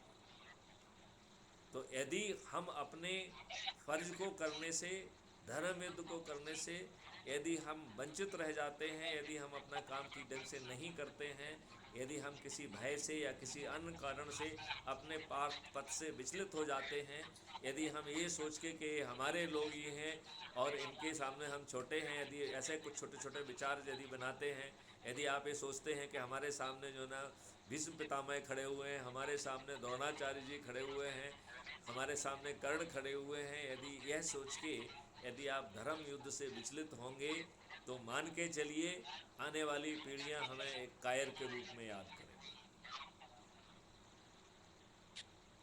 नहीं सर, काम तो हो ही रहा है, लोग जुड़ रहे हैं। जब हम बात करते हैं, जो आप कह रहे हैं ना कि अगर हम संगठनों से बात करते हैं, संगठनों के पदाधिकारियों से जब हम बात करते हैं, एक आम आदमी बात तो सुन लेता है, लेकिन जो मजे हुए लोग होते हैं, जिन्होंने 10-10 साल 20-20 साल संगठनों में काम किया है, उनका क्वेश्चन होता है कि हम आपसे क्यों जुड़े, जब हम ऑलरेडी काम कर रहे हैं और हम अपने दान पुण्य का काम कर रहे हैं, या हम किसी पार्टी पॉलिटिक्स में जुड़े हुए हैं और हम वहीं पर जो है समाज सेवा कर रहे हैं। और अगर कोई धार्मिक संस्थाओं से है तो वो कहता हम जी धर्म का काम कर रहे हैं। आप ऐसा कौन सा काम करने जा रहे हैं जो कि हम उसको छोड़ के आपके साथ आए? जब हम उनको कहते हैं कि आपको उसको छोड़ना नहीं है, जब उसको छोड़ना नहीं है तो आपसे जुड़ना क्यों है? एनर्जी वाला जहाँ तक है तो एनर्जी लेवल का हम क्या उपयोग करेंगे उसका? ये बस संख्या वाली बात आती है। एनर्जी लेवल का बहुत बड़ा प्रयोग है, क्योंकि आपका इकोसिस्टम बदल जाएगा, आपके नियम कानून बदल जाएंगे, आपका जो अभी जो व्यवस्था जो लॉर्डशिप वाली है वो अकाउंटेबल हो जाएगी। जहाँ जो है आपको थाने बिना जाए आपकी FIR दर्ज होगी, आपका जो है चालान होगा, जो है अकाट साक्ष्यों के साथ 15 दिन में चालान भी हो जाएगा, जिसमें 65 का जो है जो एक सर्टिफिकेट होता है वो भी लगा रहेगा, एडमिसिबिलिटी वाला। और बिल्कुल आप सही है जो सर। है तो यही 30 दिन के अपर लिमिट में कर पाएंगे, भ्रष्टाचार मुक्त भारत हो जाएगा। ये क्या आप नहीं चाहते हैं? नहीं, और बिल्कुल ये सर, आपको जो मुफ्त हम में लोग मिल रहा है, सिर्फ जुड़ के अकेला नहीं, जुड़ के आप कुछ कर रहे हैं क्या? जुड़ के आप केवल जो है लाभान्वित हो रहे हैं, क्योंकि आप एक एनर्जी रूप में जुड़ जाएंगे तो हम जो है इन आसुरी शक्तियों को पराजित कर पाएंगे, राइट? तो हम आपको सिर्फ इसलिए जोड़ रहे हैं क्योंकि हम एक सामूहिक ऊर्जा से इनको जो है डरा पाएंगे, सामूहिक ऊर्जा से इनको हरा पाएंगे।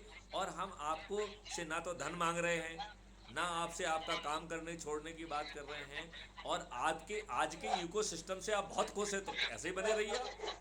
क्योंकि इस सेलो में काम करने के कारण ही हम इस स्थिति में पहुंच गए हैं। यदि आप 4 लोगों को खाना खिला रहे हैं तो क्या आप जो है देश का भला कर देंगे 4 लोगों को खाना खिला के? यदि आप बेकारियों को खाना खिला दे रहे हैं तो क्या देश का भला हो जाएगा? क्या आप जो भी थोड़ा बहुत काम कर रहे हैं, क्या उससे देश का भला हो जाएगा? यदि आप चाहते हैं कि जो आप काम कर रहे हैं उसको भी लोग बाग सम्मान दें और साथ में देश का भी भला हो जाए, देश जो है भ्रष्टाचार मुक्त भी हो जाए, अपराध मुक्त भी हो जाए, आपको जो है समृद्धि भी मिल जाए, आप टैक्स फ्री भी हो जाएं, आप क्यों टैक्स का बर्डन घोरना चाहते हैं? आप क्यों टैक्स चोरी कर रहे हैं? आप क्यों CBI का जो है ना छापा जो है ना झेल रहे हैं? आप इनकम टैक्स और ED का छापा क्यों झेल रहे हैं? आपने क्या गलत काम कर दिया है? और वो लोग दुष्टापूर्वक जो जब टैक्सेशन निकालते हैं तो वो 100 टाइम मोर होता है। वही जब ट्रिब्यूनल के सामने जाते जाते 1/10 बचता है तो क्या ये डिपार्टमेंट वाले उससे पूछते हैं कि भाई साहब आप तो ट्रेंड आदमी हैं, आपने ये फर्जी एस्टीमेट कैसे निकाला? यदि आपने सही आकलन किया होता तो how it has come down to 1/10 और 100? तो आप पहले क्या अंधे थे क्या जो आपने 100 टाइम ज़्यादा जो है ना एस्टीमेट और जो है ना टैक्स की पेंडेंसी निकाली? जो लोग व्यवसाय से जुड़े हुए हैं वो मेरी बात को ज़्यादा अच्छे ढंग से समझ पाएंगे।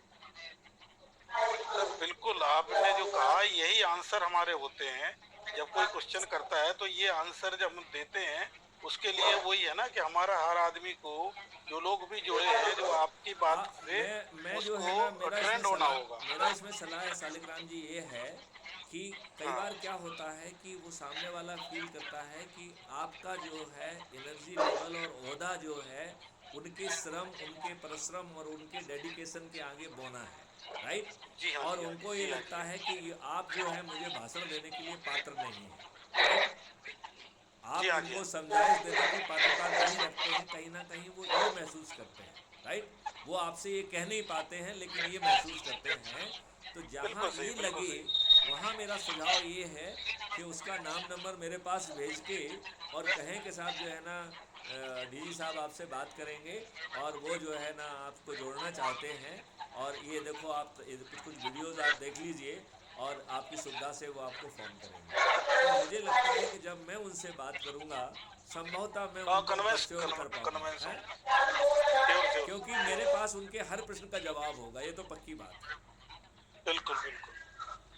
तो सर यही मैं कह रहा हूँ कि जो हमारे जो प्रमोटर हैं उनको इतना ज्ञान हो जाना चाहिए पहले कि वो उनको कन्वेंस कर सके, जिससे कि हर आदमी आप तक ना मेरा दो पहुंचे। चीज़ें हैं, तो देखिए उसके देखिए लिए इसमें हम, उसी के यदि लिए हम टाइम इस लग बात, रहा है। देखिए सालिक राम जी, यदि हम थोड़ा सा सावधानी रखेंगे और हम ये देखें कि हमारा एनर्जी लेवल क्या है और सामने वाले का एनर्जी लेवल क्या है, कई बार जो है ना उसे ये लगता है कि he is having that higher pedestal, और उसको कई बार ये लगता है कि आप छोटी मुंह बड़ी बात कर रहे हो। जी तो हाँ वो जी हाँ जी। अपने मुंह से कोई बात कह नहीं पाता है, तो वो आपको लाल लपेट करके दाएं बाएं टालना चाहता है। कई बार ये कारण होता है। तो यदि थोड़े से वरिष्ठ लोग, थोड़े से जो है ना ज़्यादा एक्सपीरियंस लोग, थोड़े से जो ओहदे पे रहे हैं, जिन्होंने दुनियादारी देखी है, those who can talk with the authority, that will be making impact. Sure sure sir. तो मुझे लगता है कि यदि हम कंबाइंड स्ट्रेटजी के साथ चलेंगे तो हम बहुत जल्दी जो है ना वो करेंगे। और मेरा आप लोगों से एक बार फिर अनुरोध है कि अपने प्रतिष्ठा पॉइंट के प्रति थोड़ा सा ज़्यादा जागरूक रहिए, ज़्यादा एनर्जी लगाइए, क्योंकि क्राइम फ्री भारत के अधिकांश निर्णय, रादर सभी निर्णय, वो प्रतिष्ठा पॉइंट के अराउंड जो है ना रिवॉल्व करने वाले हैं। लिहाजा इस बात को जो है थोड़ा सा ज़्यादा अहमियत दी जाए, और आप जो बड़े लोगों को जोड़ेंगे, जो ज़्यादा ऊर्जावान लोगों को जोड़ेंगे, हमने उसको एडिशनली जो है रिवार्ड करने का जो सिस्टम जो है हम बना रहे हैं। तो जैसे ही वो सिस्टम बन जाएगा तो जो पुराने केसेस में भी जो ऐसे लोगों को जोड़ा गया है उनको जो है ना एडिशनल मार्क्स दिए जाएंगे। Probably that will do the justice, because हर जुड़ने वाला जो है वो एक एनर्जी लेवल का व्यक्ति नहीं है। तो 100 पॉइंट तो उसको सिस्टम दे देगा, बाकी पॉइंट जो है ना वो फिर सुपर एडमिन जो है ना उसे कंपनसेट करेगा। उसका क्या क्राइटेरिया होगा सर कि वो ज्यादा एनर्जी लेवल वाला बंदा है जो अब आपने जोड़ दिया? That you have to believe on in my जो है ना जजमेंट। वो after working of that person, उसके वर्किंग के हिसाब से भी, उसके ओहदे के हिसाब से भी, उसके एक्सपीरियंस के हिसाब से भी। तो यदि बड़ा व्यक्ति को आपने जोड़ा है और वो एनर्जी भी लगा रहा है तो that will qualify for the higher marks. तो उसका डिटेल्ड बायोडाटा में देना हो। हाँ, डिटेल बायोडाटा देना होगा और वो उसका संगठन का वो क्या होगा, एंड देन ही जी हाँ हैज जी टू हाँ। Contribute also. यस हो यस सकता है जो एडिशनल मार्क्स जो अलॉट हों वो थोड़े से देख के रुक के जो अलॉट होंगे, सिर्फ जी हाँ जोड़ने जी हाँ, मात्र से वही अकेले वही। नहीं होंगे। आ, वो जोड़ने के बाद जो है ना वो यदि क्रियाशील भी रहता है तब वो पॉइंट्स मिलेंगे, रिजल्ट देख के दे। रिजल्ट देख के मिलेंगे। Okay okay. तो उससे क्या रहेगा कि संभवतः हम जो है वो नहीं तो सब दहान 22 पसेरी हो जाएगा। तो ठीक है। एक छोटे किसी को भी जो है ना आप टॉम डेक एंड हरी को जोड़ रहे हो और एक किसी संगठन के आप चीफ को जोड़ रहे हो। अभी बहुत सारे पार्टियों के चीफ जुड़ गए हैं, आपको शायद मालूम नहीं। जुड़े हैं जुड़े हैं जुड़े वो हैं। पार्टी अध्यक्ष हैं अपने अपनी पार्टियों के, और वो जो है उन्होंने, उनको 15 साल का एक्सपीरियंस है, 20 साल का एक्सपीरियंस है, उन्होंने कई स्टेट में जाके काम किया है। तो वो they are very important persons. ठीक है और सर। वो जो है बैकग्राउंड में रह रहे हैं, वो सामने मालूम नहीं क्यों नहीं आ रहे हैं, नहीं तो उनको तो जो है ना इस मीटिंग में भी आना चाहिए। लेकिन मेरे ख्याल से वो शायद बैकग्राउंड में बैठ के देख रहे हैं कि क्या हालत है, राइट। शायद वो और ज़्यादा मुखर बाद में होंगे, जब एनर्जी लेवल का जो है ना ज़्यादा जो है ना इम्पैक्ट महसूस होने लग जाएगा, तब वो शायद ज़्यादा जो है ना वो होंगे। वेट एंड वॉच की पोजीशन में है सर। Correct, correct. हाँ, yes, तो मेरे yes, ख्याल yes. से जो ये निर्णय हमने आप लोगों को बताए हैं, इनसे आप सभी लोग सहमत हैं? बिल्कुल सहमत है। हाँ बिल्कुल ठीक है सर, बिल्कुल। चलिए तो अच्छा इम्प्रूवमेंट होगा इसमें। चलिए तो अश्विनी जी, आपने कुछ नहीं बोला है। अश्विनी जी, आप भी तो कुछ थोड़ा सा बोल दीजिए। जी बोलेंगे सर, बोलेंगे सुन के ही बोलते हैं सर वो जी। और अच्छी राय देंगे वो जो देंगे। अभी सबको ज्वाइनिंग करने में जो दिक्कत आ रही है और बड़े बड़े लोगों को ज्वाइन करने में जो दिक्कत आ रही है, इसमें एक बात मेरे दिमाग में, जो मार्केटिंग का भी आदमी हूँ मैं, तो कभी उनको डायरेक्ट जुड़ने के लिए बात नहीं करने का है। उसको बोलना कि अभी वर्तमान परिस्थिति ऐसी है तो आपके हिसाब से क्या करना चाहिए, उनको उनके मुंह से बुलवाओ। उनको मत बोलो कि आप ये करो। उनको पूछने का है कि ये करप्शन बढ़ गया है, इसका क्या रास्ता निकल सकता है, ये क्राइम बढ़ गया है, इसका क्या रास्ता निकल सकता है। तो वो सामने से बोलेगा कि ऐसा ऐसा कुछ करना चाहिए, उसको फिर बाद में बोलने का कि हमारे पास रास्ता है, ये सिस्टम से आपका क्या कहना है, ये सिस्टम से आपका क्या कहना है, तो मेरे पास एक आइडिया है, आपका क्या सुझाव है। उसको थोपने का नहीं, उसको बोलने का कि आपका क्या ओपिनियन है। जब किसी को हम सुनते हैं ना तो उसको अच्छा लगता है। बिल्कुल ठीक है सर, बिल्कुल ठीक। किसी को सुनते हैं तो उसको अच्छा लगता है। हमको बड़ा नहीं बनना है, उसको बड़ा बनाना है। जब वो बड़ा बहुत अच्छी बनाएगा, बात आपने कही, बहुत ही अच्छी बात कही, बहुत ही अच्छी समझे। इंट्रोडक्शन इसी तरह से हो। मैंने जितने आदमी को जोड़ा, अभी जितने के ऊपर ट्राई किया, किसी ने ना नहीं बोला है। जी जी। हाँ, मैंने ट्राई कम किया, मगर जितने को ट्राई किया है कभी किसी ने ना नहीं बोला है। मैं पहले उसका दिमाग देख लेता हूँ, इसके दिमाग में क्या चलता है, फिर बाद में बोलता हूँ आपके इसके बारे में क्या सोचना है, आप मुझे सुझाव दो। मजा नहीं है। हाँ, तो वो हमको सुझाव देने लगता है, फिर बाद में बोलता ठीक है आप इसमें जरा ज्वाइनिंग करो, फिर बाद में साथ में आगे काम करेंगे। तो इससे क्या है कि ज्वाइनिंग एकदम फास्ट मिलती है, 100% ज्वाइनिंग मिलती है मेरे हिसाब से। बहुत अच्छी बात आप कह रहे हैं। और मेरा तो एक चीज़ और भी मानना है कि नथिंग सक्सीड लाइक सक्सेस। तो हमें हर जो है ना टैक्टिक्स को यूज करना चाहिए जिससे भी सफलता मिले। तो जो आप कह रहे हैं वो भी कर लिया जाए, यदि किसी दूसरे को कुछ टैक्टिक्स मालूम है तो उसका यूज कर लिया जाए, और लगे तो जो है ना एक से ज़्यादा टैक्टिक्स का यूज कर लिया जाए। और कहते हैं करना ही पड़ता sir. Nothing succeed like success, तो हम सफल हों ये बहुत जरूरी है। आदमी को देख के ही काम करने का, कौन सी चाबी लगती है वो देखने के लगा। जी ठीक ताले में जो चाबी लगती है वो लगाने की, मगर अपना काम होना चाहिए। चलिए, तो मेरे ख्याल से आज की मीटिंग बहुत सार्थक रही, और आप सभी लोगों से को धन्यवाद देते हुए इस मीटिंग को समाप्त करने की इजाज़त चाहते हैं। और साथ में ही जो है हम उमेश राठौर जी भी आ गए हैं, इनको जोड़ लेते हैं। और साथ में जो है एक बार फिर से हम आप सभी लोगों से प्रार्थना करते हैं कि हम पहले अपने ही एनर्जी लेवल को मेंटेन करें, अपने जो है संकल्प को याद करें, और अपने संकल्प के साथ साथ जो है सामने वालों को जो संकल्प दिलाया है उनको याद दिलाएं। यदि हर दिन हम उनको याद दिलाएंगे तो वो संभवतः जो है उनमें दोबारा ऊर्जा जागृत होगी, और जो वो भूल रहे होंगे वो याद कर पाएंगे। और फॉलोअप जरूरी है सर। हाँ, ये जोश दिलाना बहुत ज़रूरी है।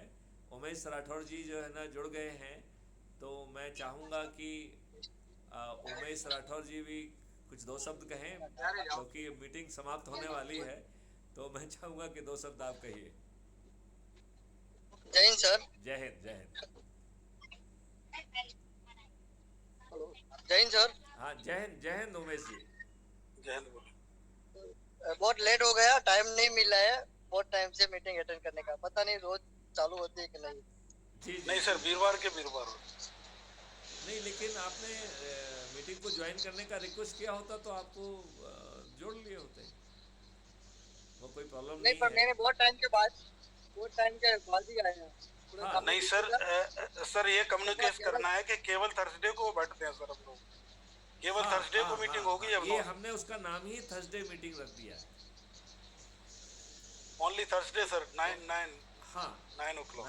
9 to 10 1 घंटे की जो है मीटिंग बैठक रहेगी, और थर्सडे टू थर्सडे रहेगी। और सभी लोगों से अनुरोध रहेगा कि वो अपने जितने सुझाव हैं, अपने जो उनकी सोच है, जो भी वो बात कहना चाह रहे हैं, वो यदि पहले से वो नोट करते रहेंगे तो उनके जो बहुत अच्छे सुझाव हैं वो भी सामने आ पाएंगे।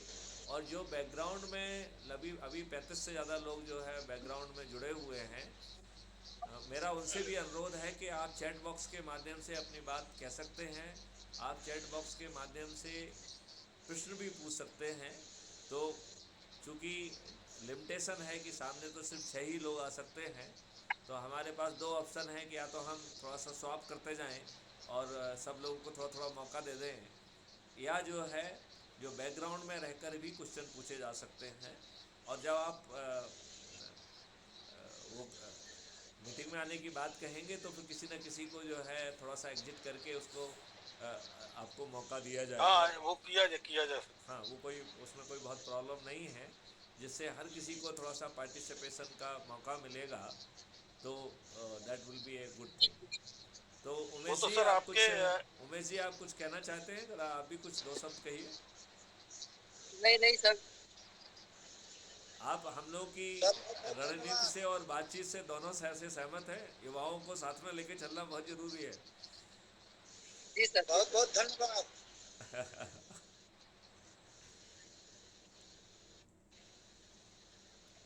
मीटिंग में बहुत देर से जुड़ा, लेकिन अच्छा लगा मीटिंग के लिए। चलिए, लेकिन आप सुरेंद्र प्रताप जी मैं बोल। ये मान के चल रहा हूँ कि आप बैकग्राउंड में शायद शुरू से ही प्रेजेंट रहे होंगे। मैं प्रयागराज से हूँ सर, सुरेंद्र प्रताप सिंह। जी जी, प्रयागराज से सुरेंद्र प्रताप सिंह। हाँ हाँ, प्रताप सिंह जी, मैं आपको सुन पा रहा हूँ। आप जुड़े, इसके लिए आपको धन्यवाद। और मैं ये मान के चल रहा हूँ कि आप मीटिंग में चेहरे के साथ थोड़े से देर से जुड़े हैं, लेकिन शायद आप हमें सुन पहले से ही रहे होंगे। नहीं नहीं, अभी तुरंत जुड़ा हूँ, तुरंत ज्वाइन किया हूँ। चलिए, तो फिर आप समय का ध्यान रखेंगे। अब थर्सडे टू थर्सडे ये मीटिंग होती है और 9 बजे से होती है, तो आप शुरू से जुड़ेंगे तो अच्छा रहेगा। आप जो है यदि 1 मिनट में और कुछ कहना चाहते हैं तो ज़रूर कह दीजिए। अच्छा लगा सर, अच्छा लगा, अगली बार से टाइम से। ठीक है, तो आप सभी लोगों से फिर इजाज़त चाहते हैं और हम शपथ लेते हैं, प्रतिज्ञा करते हैं और संकल्प लेते हैं कि जो हमने संकल्प उठाया है उसे हम पूरी शक्ति के पूरा साथ जो है ज़मीन पर उतारेंगे, और हम अपने देश को जो है निश्चित रूप से अपराध मुक्त भी करेंगे, भ्रष्टाचार मुक्त भी करेंगे और समृद्ध भी बनाएंगे। और तो इस संकल्प के साथ सभी लोग एक साथ संकल्प लें। जय हिंद, जय भारत, वंदे मातरम। जय। थोड़ा संख्या